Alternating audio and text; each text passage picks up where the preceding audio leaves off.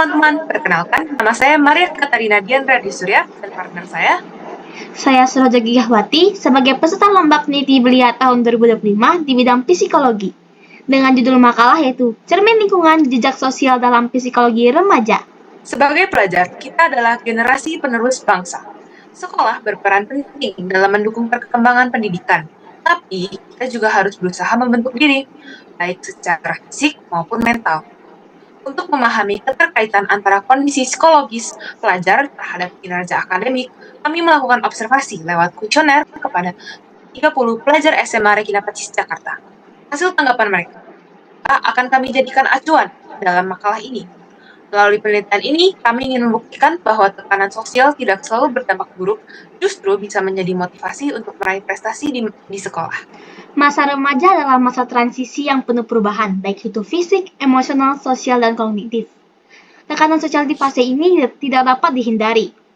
Dari sekolah, tekanan datang melalui lingkup pertemanan. Dari keluarga, biasanya melalui ekspektasi orang tua yang terlalu tinggi. Riset kami bertujuan untuk melihat hubungan antara tekanan sosial dan prestasi akademik pelajar. Hasil pengamatan menunjukkan bahwa tekanan sosial punya dua sisi. Jika berlebihan, bisa menurunkan semangat pelajar. Tetapi, jika dikelola dengan baik, justru dapat menjadi motivasi untuk berprestasi. Melalui penelitian ini, kami ingin membuktikan bahwa tekanan sosial tidak selalu berdampak buruk.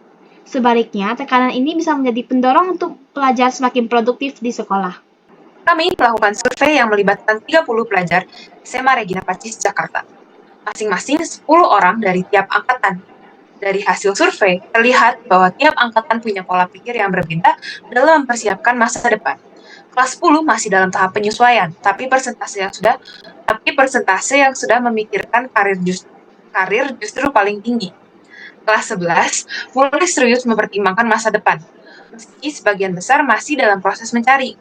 Kelas 12 sebagian sudah mantap, tapi masih ada 3 dan 1 siswa dari 10 yang masih belum menentukan arah sama sekali. Menurut penelitian lain, fenomena ini wajar, karena lebih dari 50% siswa SMA di Indonesia juga masih ragu atau bahkan belum merencanakan karirnya. Lalu, apa yang jadi motivasi utama siswa? Di kelas 10 dan kelas 11, mayoritas masih menggunakan keluarga sebagai sumber dorongan utama, baik secara emosional maupun secara ekonomi. Sedangkan di kelas 12 cenderung lebih mandiri. Mereka banyak mengambil keputusan sendiri meski tetap mempertahankan dukungan keluarga dan memanfaatkan lingkungan pertemanan sebagai koneksi. Bagaimana dengan pengaruh teman sebaya? Hasilnya positif. Sebagian besar siswa merasa teman justru jadi pemicu untuk berkembang, meski ada yang sesekali merasa tertekan secara akademik. Untuk dukungan orang tua, sebagian besar siswa merasa didukung penuh. Namun, di kelas 11 dan 12, konflik dan perbedaan pendapat lebih sering muncul, meski biasanya diselesaikan lewat kompromi. Terkait ekspektasi orang tua, mayoritas siswa tidak melihatnya sebagai beban. Banyak yang menjadikannya motivasi.